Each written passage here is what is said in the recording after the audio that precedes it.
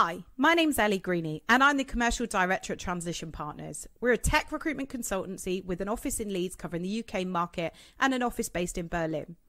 I've worked within tech for the past 5 years and find the market fascinating. I'm really passionate about helping women not only get in tech, but really advance their career with an exciting industry that can provide endless opportunities. I love networking and finding out about other people's stories.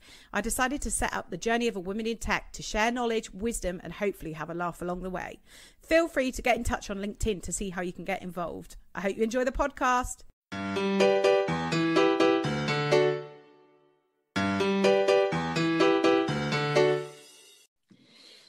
Everyone, and welcome to the journey of a woman in tech. It's so great to be recording an episode today. It's the first one I've recorded in 2021, so I'm super excited for everyone to meet my guest today. So we've got Jus Chadha, who is a former business architect at Cisco, who's just actually about to take on a new adventure with GitHub in the coming weeks.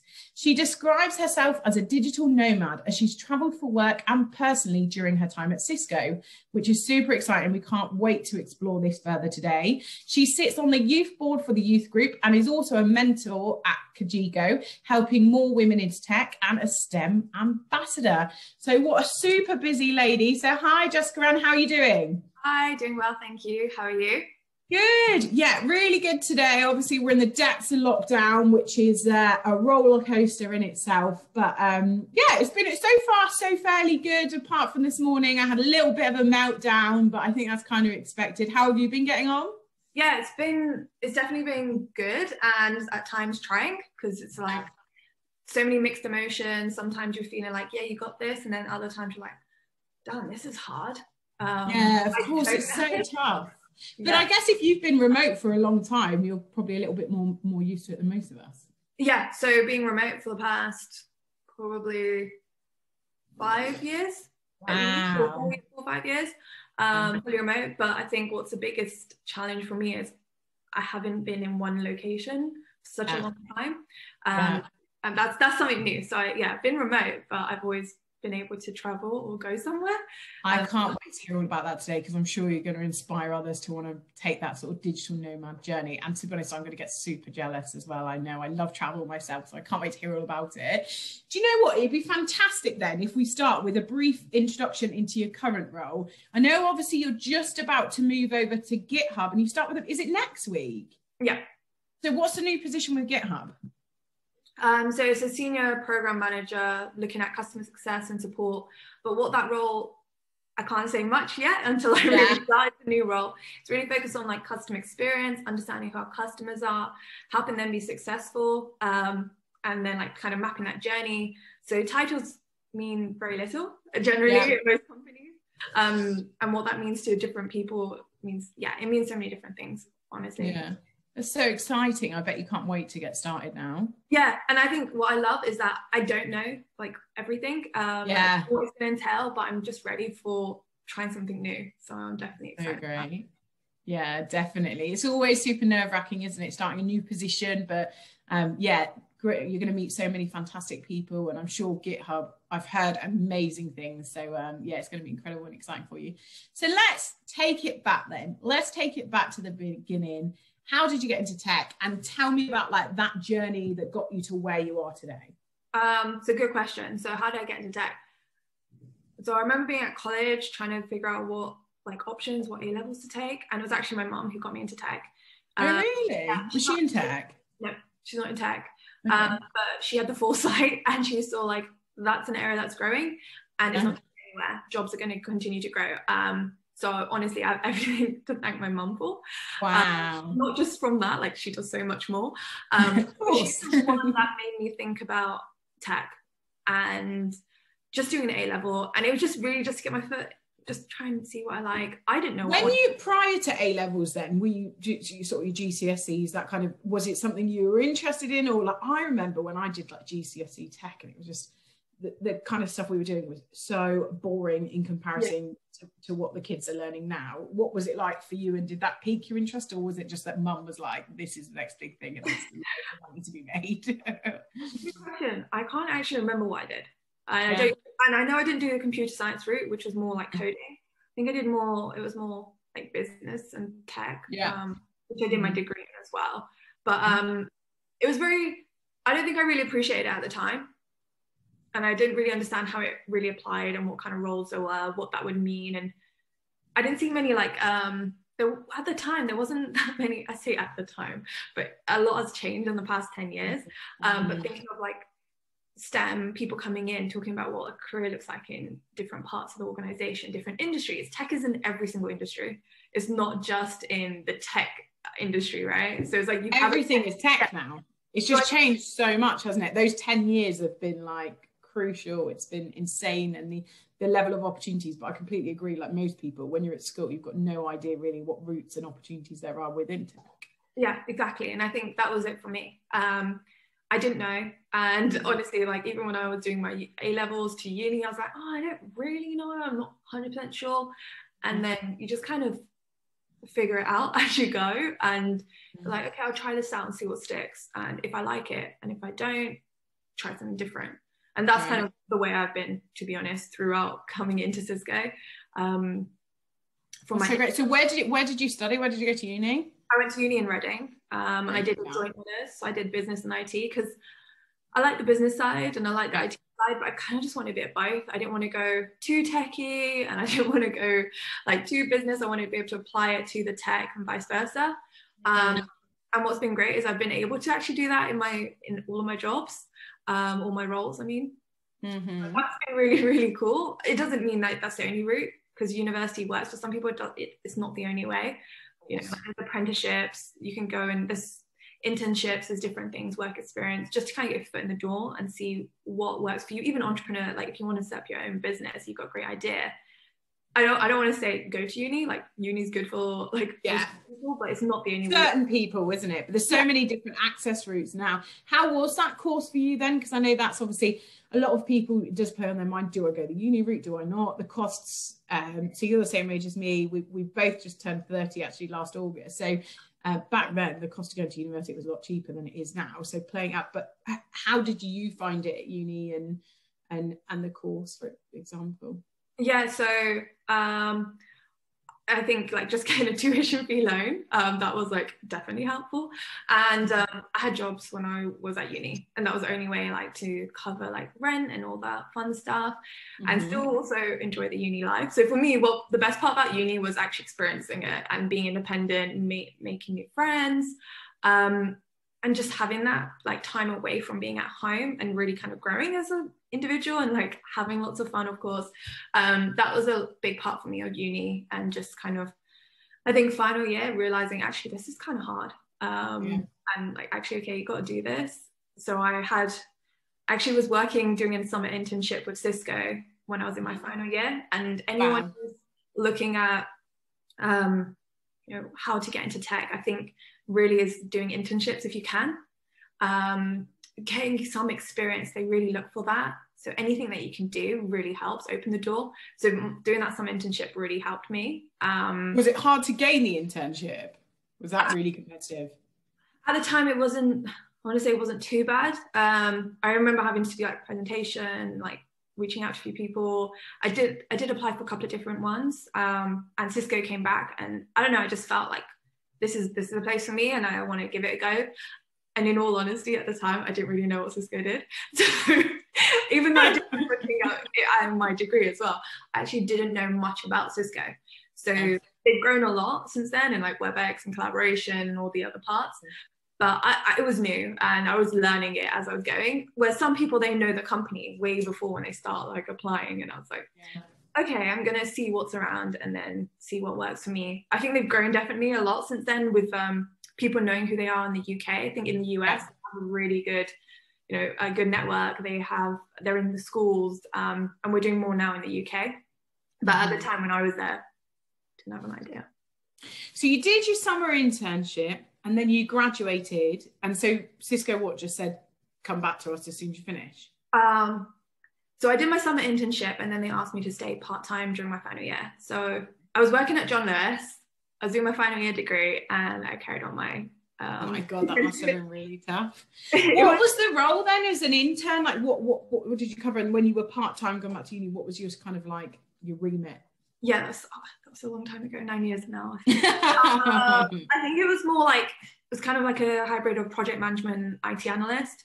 So looking at, I was doing some stuff with like Gartner and Forrester, which is kind of like doing some kind of like consultancy almost. That was kind of my role, and looking at providing recommendations and seeing, okay, what's existing, kind of looking at what capabilities do we have already, what's going on with competitors, kind of how does that fit in, and just kind of doing that analysis and really figuring out how do you then share that information back.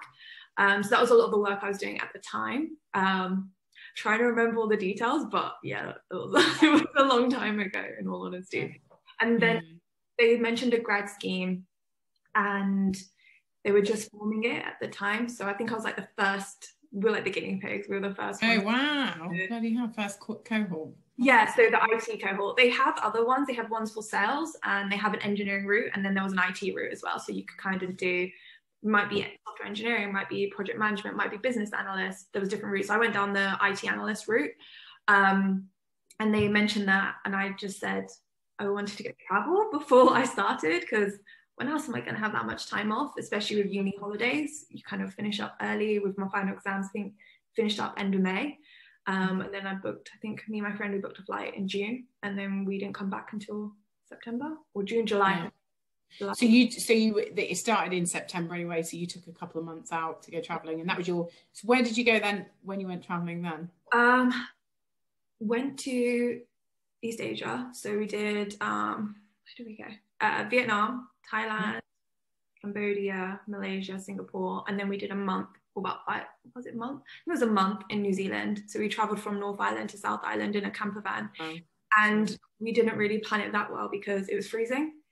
It was so cold. We had summer clothes, and I think I remember sleeping in the camper van, and we'd keep we'd make a hot chocolate before bed, keep the gas on for a little bit, obviously not too long, and I would wear my gloves and my hat and my coat in bed. My friend would look like head off, and I was like, I am so cold. In the morning, we wake up, you can see your breath in the morning. That's how cold it was. It was like minus. Even when you get, I guess, coming from like the likes of Thailand, etc. Yeah. Although it would have been rainy season then, right? If you were there in the summer. Well, I think it wasn't that bad. Like we had rain a couple of days. Monsoon season, when it happens, for like every time I've traveled, it's like a day here and there, or it's like a few hours in the day, and then baking heat, and you're more rain in a couple of hours than we probably get all year here, right? Yes. Yeah. Amazing. So do you think that's where your sort of bug and your taste for travel really came from then? That gave you a real good preview to the excitement. And it's never gone. People say, yeah, you kind of like grow out of it, and I'm like, no. It's there for keeps now. That adventure, or like looking for, trying to figure out something new, whatever it is, that's always been there. So fantastic. I went traveling when I was 21 for just short of 2 years, and absolutely loved it. And I think in terms of, if I look back at all my education and everything I've done, the one spot of time where I probably learned the most about myself and the world and people is when you go traveling. Like, you just learn so much, don't you, about people and culture and pushing yourself out of your comfort zone, which is fantastic to be able to do that. And it gives you so much confidence. So that's amazing. Cool. And then you started your graduate program. Yeah. So tell us about that. How long was that for? Because it was new, they didn't really have like a time scale. Probably about a year. You really were the guinea pigs. Yeah. So now that it's definitely like more formed into a program, it was really about a year. But how my manager was, and it was intense at the time, it's kind of like throwing the deep end, figure out. And he would just kind of give me the work, and then I would do some like stretch projects or different things just to kind of like develop certain skills. And that's when I started getting more involved in like STEM work, looking at other voluntary things that I could get involved in, because that's a really big thing in tech and in Cisco, to be honest, around, okay, yeah, you do your day job, but also like what else are you doing to give back, and also grow your skills in that other area as well. Do they give you dedicated time for that then? Because I find that I often speak to people and frustrations are that everyone loves being able to give back to the tech community, but quite often there's some expectations in businesses that's to be done out of hours. Like, you've got your work to do, but we still expect you to do something around the community that we can shout about, but you need to do it in your own time or at the weekends. And that can sometimes be a bit of a frustration for people. Yeah. They give us 5 days dedicated every year. So last year with COVID, they gave us 10 days. Oh, great. So they just extended that. And what a lot of people do is they don't always use it all. And I was like, give me some of your days then. Oh, that's so good. But yeah, a lot of people are becoming more like aware and like, actually, no, we need to do this because, yeah, work is important, but the other side of it, it really, really, like, actually it can be really fulfilling. And you can learn so much more about yourself and help others, and you learn from that too. So for me, like mentoring, I learn a lot from my mentees as well, and vice versa. So all those pieces you don't want to take for granted because it really does help. Yeah, of course. Bear with me 1 second. I'm just going to pause it because he's just kicking off. 1 second. Yeah, that's amazing. I completely agree. It's super fulfilling to be able to give back, isn't it, to the community? And that's fabulous that Cisco allow you to do it. So it's incredible. So how long was it then since you were in the graduate program to be able to come like a fully fledged, like proper team member, I guess? And how did that progress at Cisco into your final role? When you finished with Cisco, then you left as a business architect. Is that right? Yeah. So I started as an IT analyst. Yeah. What was great with my manager, every year he would be like, okay, so you're kind of doing a bit of this and that. Do you want to develop in this area? We have opportunities in this, like we're seeing growth. And I was like, okay, what's going to get me more exposure to leadership, learn some skills that's going to be able to apply to other roles.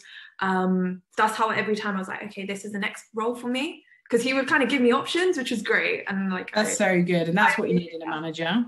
Yeah.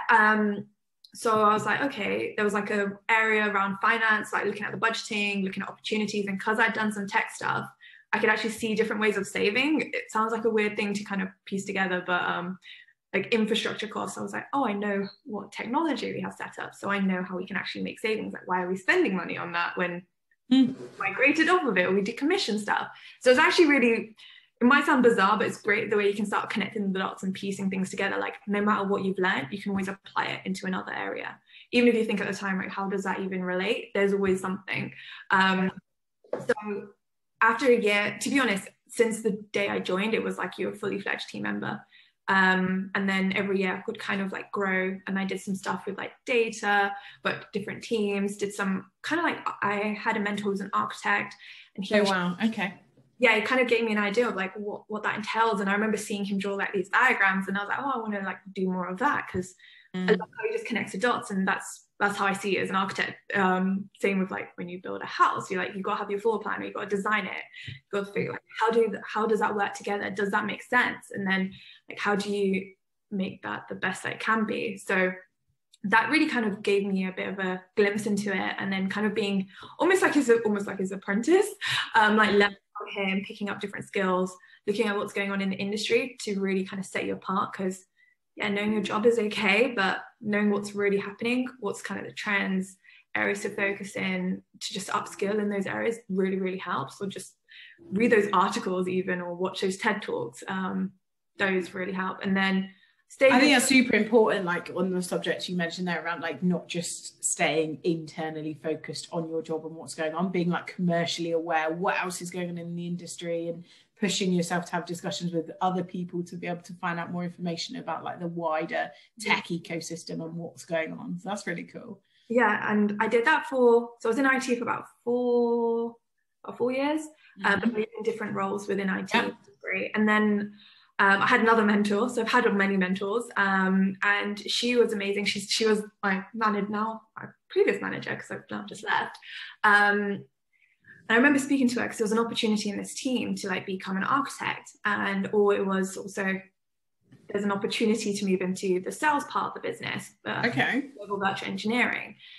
And she was like, well, you're already doing that architecture role, so is that really great? And I was like, oh, didn't really think of it like that. She's like, well, you can do this because you actually have been doing it. And I was like, oh yeah. And then she was like, but have you seen the other side of the business? And I was like, no, and that's something I've wanted to do. So having someone to really help you like that, yeah, and just really make you think like, actually, maybe I'm ready for this, maybe there's time for change. Yeah, it's comfortable and I could do this, and the title sounds great, but actually I have been doing it. So how am I growing how am I challenging myself? So I have a lot, like my mentors have really, really helped me, honestly. That's so great. Like you say, because you would have, if that was a job and it wasn't internal and there wasn't an opportunity, you probably would have just applied for that business architect role and gone straight to that route, whereas you're really doing that. So it's so great to someone when they question you, and that's why mentoring is so fantastic, to be able to make you think outside the box, isn't it? So where did you go next then? So I moved into IT. I was in IT. I moved into the sales side of the house, so the other side of the business. And my role was more around looking at how can we automate, streamline things. Sales get bombarded with so many questions. They're trying to help all different customers. Like, how can we ask them intelligence into it? So that's where I actually learned some more stuff around data science. Very random, like how do you apply that? Wow, okay, yeah, cool. But really looking at where the opportunities are. How can we help? How can we become more efficient? And do some capacity planning based on this, like where we know things are growing, like where there's going to be that increased demand, how can we use some intelligence there? So I started working with data scientists, and because I had the business expertise and I knew some of the data and they knew the data science side, it was really great pairing to be able to look at, okay, what models can we learn? And then I learned from them, like what machine learning models could we apply here? And we did some stuff with machine learning, natural language processing, and I learned so much. Like they were amazing because they were able to share, and I was able to share the business side. So, and they share like some of the data looks like there's outliers. So don't want to get too technical, but like where some things don't fall into the norm, right? Like there's something which looks kind of not common. Why is this happening? And they're able to share this. And then from my like understanding the business, they're able to say, actually, no, that shouldn't happen. We don't want to train the model based on this. This is like, or actually, why is this happening? And then you go dig deeper.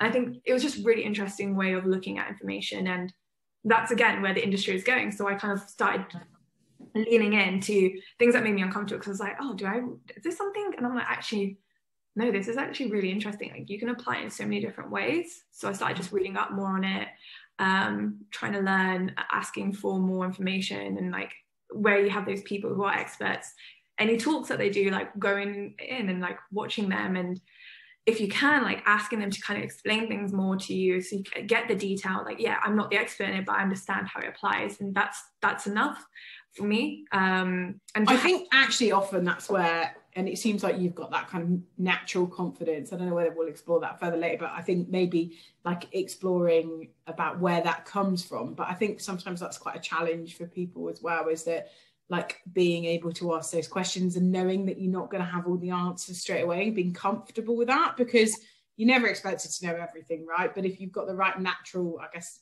you want to find out these kind of things, you're inquisitive, you ask the right questions, and then you can learn so much from that. And that sounds like that's been a key to your success.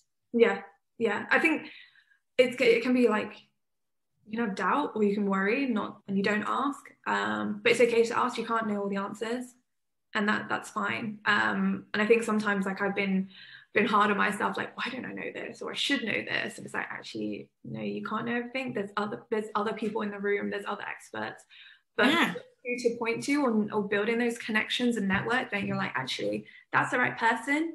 I'm not going to speak to that because I can talk to you at a high level, but that's not my expertise. Like that's the person. And being confident in yourself is like, it's okay that you don't know that, but you know who to reach out to, because you can't get everything done by yourself. You really need a whole team to make it happen. So how long have you been with Cisco for now then? Obviously you start GitHub next week. Yeah, so 8 years as like a permanent, but now going through my internship, and then my last 2 years with WebEx. So in the collaboration, video conferencing, the whole collaboration side. So exciting. And what an amazing time to be in that like remit. Like you really couldn't ask for more to be able to be in that kind of collaboration tool space, can you? So that's incredible. So tell me then more about that digital nomad journey and how that started, because that is so exciting. Yeah, so I know with one of my roles, there was opportunities to go to Costa Rica to meet some of the team. And then I remember asking my manager, I was like, actually, is it okay if I stay a bit longer and take some time off? Well, actually, no, it was the other way around. I was going on holiday to Costa Rica with a couple of my friends, and they were like, actually, there's some team out there. Do you want to stay longer? So it was that way around. Wow. And I was like, oh yeah, fantastic. Yeah, I'd love to. So instead of it being like a 2-week or 3-week break, it ended up being like a lot longer. So I stayed another week or so, week and a half. And then how long were you with Cisco before this opportunity happened? Probably, actually, I actually traveled in IT too. So probably like a year, 2 years. 2 years. Okay, cool, amazing. So that was the start of it. So yeah, well, in ITS, yeah, I started traveling to San Jose. A lot of our team were based in California. So opportunities to meet the team there, do some work, brainstorming sessions. And I went there a few times, and that was amazing. And then when I moved into the new role, did some trips to like Costa Rica, did a lot in Europe when we were doing some planning sessions with leadership and the exec team. And I think we did it in Poland, Bulgaria, trying to remember, like Edinburgh and Amsterdam, Scotland and Amsterdam. The Netherlands. I like going with cities and like the country. So yeah, there was opportunities to kind of do different things there. It was really great to kind of be in the room, like sitting with the people making decisions. So that's definitely been really, really amazing. But I think where more travel ended up happening was in my role in Collab, because I was the only person based in the UK in my direct team. So in the past 2 years then? Yeah, the past 2 years, most of my team were based in the US. So a lot of them in the US. My wider team were based in like Ireland and some people in Oslo and India, but predominantly my direct team, they're all in the US.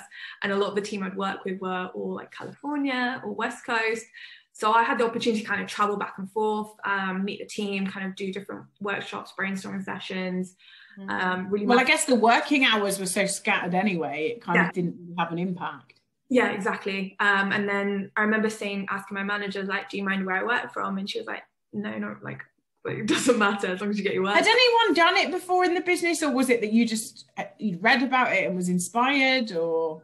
Some people had done it, but I didn't really hear much about it, in all honesty. Yeah. And because my team were all based in the US, and I was pretty much working some late hours anyway, and I had traveled to California and like done that already, I was like, do you mind if I work? And I did this work from like anywhere, and I was like, okay, Brazil would work well with the time zone, and it like there's some overlap with the US hours, there's great overlap, and my manager was like, no, that works, like there's good overlap. And I ended up going there for a month with Hacker Paradise, which is really for digital nomads. If you work or if you work remotely anywhere in the world, you kind of meet other digital nomads. It was really cool. So you like have 30 people you've never met before, and they sort out location, they sort out accommodation, a co-working space, so you have good internet that you can do your meetings, and they do some activities and stuff like that. So you get to know people. And that is so cool. I am so jealous. So with that then, you were still working 5 days a week. Yeah. You were still working the hours you normally work. You just did it and worked from Brazil. So I would go on a hike first thing in the morning and then come back and do my meetings. So it was really, really cool. Like I can't complain. Oh, that's so cool. At the time, I remember like being asked when I was in Brazil, can I come to the US for a leadership meeting where they wanted us to kind of share what we're doing. So in between my trip, when I was in Brazil, they asked me to come over. So I went to North Carolina and I did the shortest stint possibly. And it was the longest flight ever. So when people think travel is like sexy, it's not always, because honestly, people like have this idea of me like traveling all the time. Like, yeah, it really isn't like that. Like I go economy. And I think I have so many miles that I could upgrade, but it never seems to be enough because I end up on different airlines, and I clearly haven't figured this out, which I should have. Like you feel like total butt after it, if I can say that. So yeah, it was a great experience. I remember landing, my flight was delayed landing, and I had like a few hours, and then I think I slept for like 5 hours. In the morning I was presenting and sharing something, and I hadn't really prepared, and I was like, okay. And then my manager was like, look, you know this content, so just speak about it. You don't need to have slides all perfect. She was like, you know the content, just talk about that and then ask the questions. And I was like, okay. And that's something that's really helped me, is even if you don't, you know what you know. So being able to talk about that confidently and not worrying about everything being precise or perfect, because you're going to get questions on it, and people will kind of like scrutinize, or they may question, or they make you think outside the box, which is good. And it keeps you on your toes rather than being like, oh, I have this rehearsed. And I learned that really early on. I'm really not good rehearsed. You're better off I'm a bit like that. I'm a bit of a freestyler. If I over prepare, it just ends up getting to me and it goes to my head. So I'd rather just like, obviously I have to know the topic I'm talking about, but I'd rather just talk about what I'm passionate about. And if you're good at it, you'll deliver it. So that is a super networking opportunity then when you went to Brazil and did that trip. Is that when you kind of started meeting different digital nomads who were doing that full time then? Yeah, met some really cool people, and I've met them again on different travels when they've come to England, or I've been in the US, or like, oh, we're both in New Zealand, shall we go hang out? And we did. So that was really, really cool. And you met your partner then as well, is that right? And he's American, is that? I met him in Brazil too. Totally unexpected, not planned for. So great. I met my fiance in Thailand, actually, traveling. Wow. Yeah. There's something about traveling that I think you're just more, I guess maybe I'm just a little bit more open. And it was just, it was really, really cool. Just kind of speaking to different people, sharing different experiences. And because they're digital nomads, they're not like tied to a particular location or things, material things. It's just like, I've got what I need and the world is my home. And I love that ethos. I think that's just, there's something really cool about that. That is so cool. It really is cool. So since then, obviously the 2 years, you've had COVID as a big hiccup to stop a lot of your travel plans, but where have you been on these digital nomad trips? Just trying to remember. And have you always done it through the organisers, or have you done it freestyle since? Freestyle. So I went to like Australia for 5 weeks, and I've always gone away traveling with someone. And like Australia, I think that was 3 or 4 years ago, I kind of did that by myself. I was like, okay, I'm gonna go solo. And then when I'd done it, I was like, wow, why haven't I done this before? Like going solo traveling is a different kind of travel versus like being with someone, so you have that comfort, or like, you know, you've got that person there. I think going solo, like you're gonna meet more people as well. So that was amazing. I did Australia and Nepal by myself and a few other places. And the people I met, I ended up meeting them again. And I did a trip to Tasmania. And I don't know, like you meet some really cool people that you just really click with and gel with. And then, you end up going on another adventure with them. And that's along for the ride. Yeah, and that's really cool and not expected. So last Christmas? Yeah, last Christmas, my family, we all went to Thailand, so before COVID. And then I stayed out longer and I took a month off work because I've been traveling so much for work. I have so much holiday built up, and it was over Christmas period. So I said to my manager, like, I need to use these holidays. If I don't use them, I'm going to lose them. So I ended up taking a month off work, which is kind of unheard of. And especially working with so many US people don't take time off, honestly. Yeah. They don't take holiday, do they? And so I was a bit like, oh, can I do this? And she's like, look, you've actually got the time, and it's Christmas, it's quiet. And she's like, just do it. So I did. And I'm really thankful for her saying that, because I kind of needed that reset, because it was so intense. I had traveled to like US literally every other month. And then fit in India between that as well for work. So it was, my body clock was all over the place. It was a great experience. I'm not saying it wasn't. It was it was a lot after a while. I went to Thailand, and then I went to Australia. Spent 2 weeks in Tasmania with my friend who I had met previously in Nepal a year before. And we went camping. Never camped in my life. And saw loads of snakes, which definitely scared me. Did loads of hiking. It was just stunning, beautiful. And then I went to New Zealand for just under a month, and just hired a car. And that's when I started working again. And I was working remotely from New Zealand, so I was a day in front. So that was definitely fun and a different experience. But it was really cool being able to see like beautiful places and work remotely. So I did that just before COVID. I came back mid-Feb. Oh wow! So you managed to get away for a big trip then before for everything. And is that the plan with GitHub then, in your new role moving forward, as part of your kind of employment? Did you say like I want to continue my journey as a digital nomad? And yeah, they're fully remote company. And the person, so how I got this role, I met the person on Hacker Paradise. So he wow, there you go. Oh my god. Yeah, he referred me, and he was the one who kind of told me more about like what the work culture is like. Yeah, you can read about it, and the company is really cool, but I was like, was it really like working there? Because what you see on Google or what you read on isn't always what is the reality. So it's great just kind of speaking to him and finding out more and seeing what does that really mean.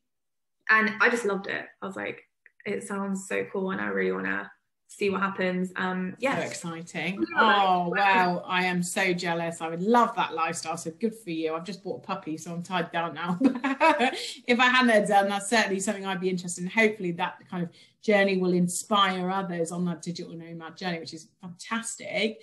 I'd love to know then more about women in tech. What do you think the sort of challenges faced for the next generation of women in tech will be, and how can we overcome these?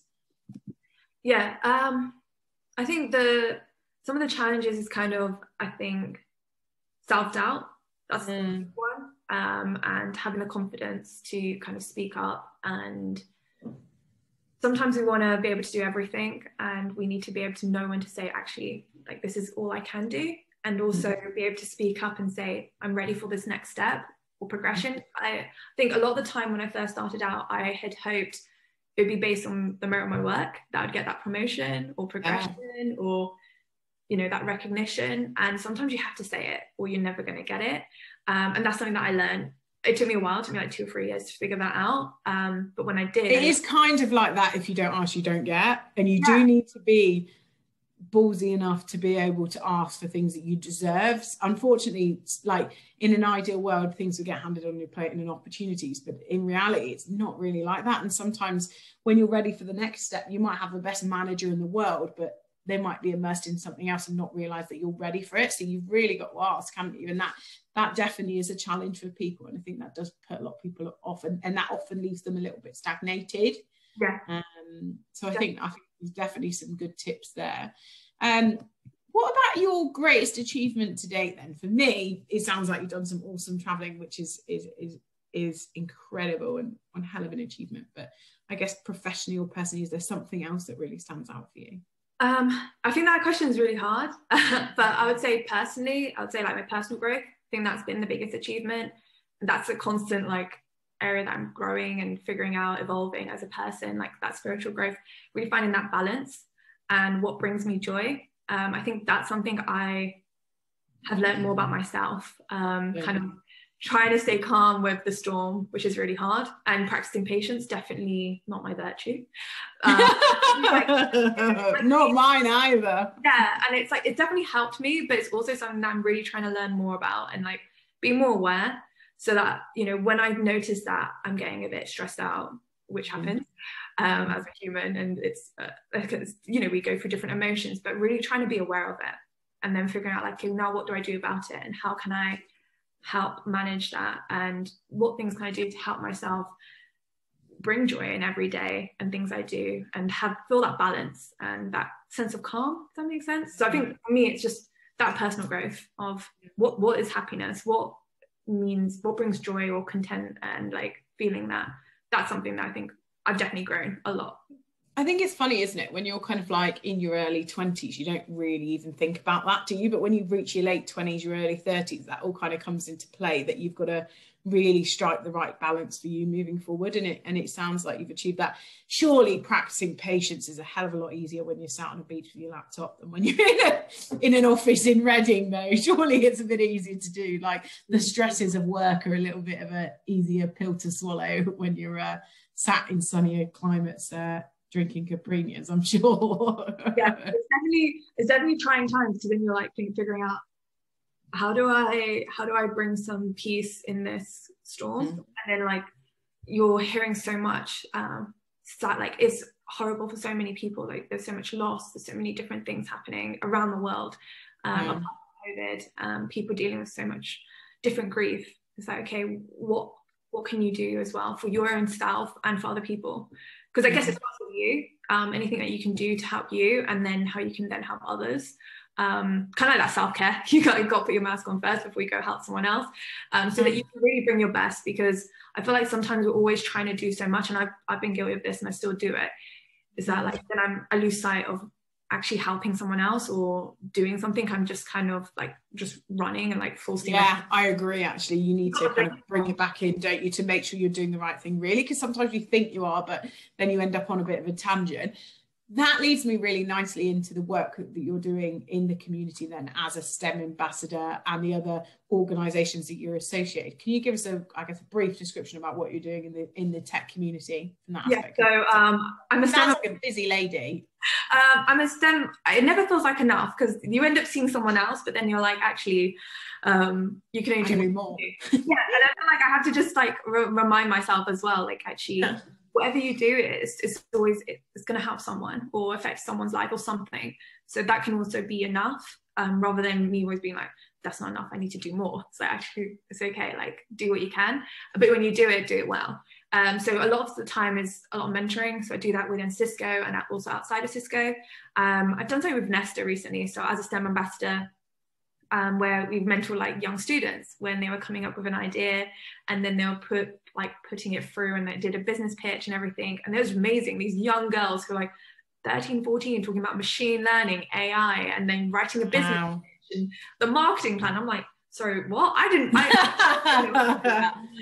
Like I'm learning so much from you. So I've done a few things like that. I'm a mentor on Kajiko, which is really helping empower more women to get into tech or look at progressing within tech. And I think that's amazing. So that's a mobile app, which you can download now. And they do loads of different talks on Instagram Live. So it just hits you up, like hits you with a mentor, links you in nicely, and you can download it. So anyone listening to the podcast today could download that and gain access to amazing sort of inspiring tech leaders like yourself.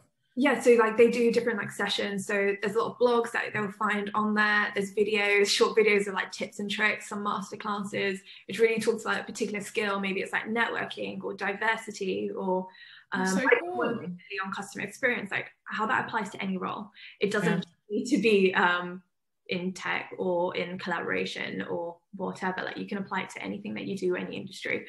So yeah, that's something. And then I'm a youth board advisor for the youth group, which is really improving the odds for young people. Like we mentioned at the beginning, there's so many different routes, whichever industry you want to go into or finding a career.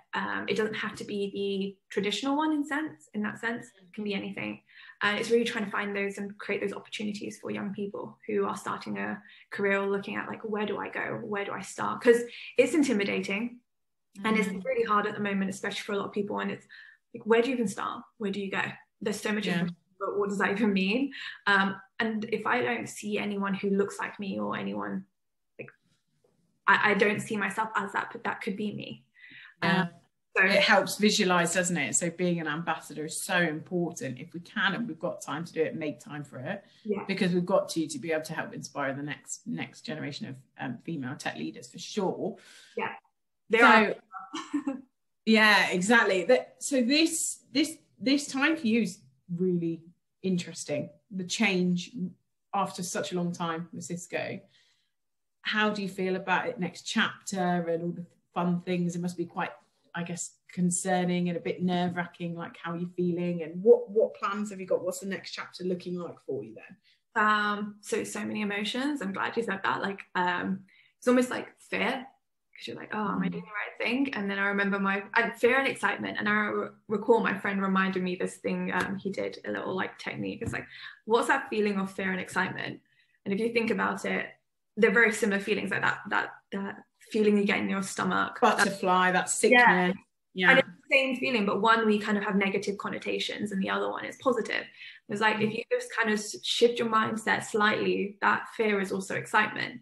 And it's such a small thing. I'm not saying it's always relevant for everything, but it reminds me actually that time where I get nervous, it's like, actually I'm excited and this is the right thing to do. So I try to remind myself, but there's times where I'm like, whoa, am I doing the right thing? I'm leaving my Cisco family behind, like all the friendships I made, but more that comfort blanket as well, though. When you've been there so long, you've built up a brand in the business. I'm sure you're very highly respected within Cisco.